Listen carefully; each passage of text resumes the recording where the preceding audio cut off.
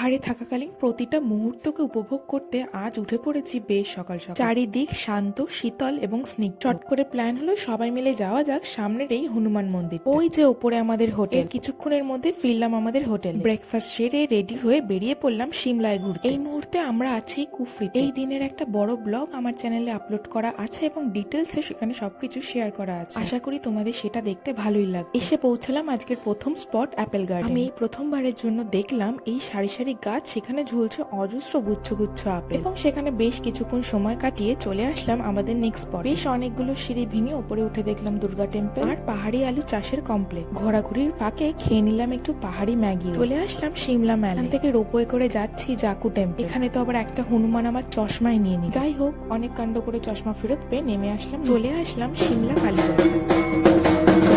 সিমলা মেলে আমরা খেলাম সিদ্ধ। এটা এক প্রকার হিমাচলি খাবার। এইভাবেই কাটলো আজকে আমাদের সারাটা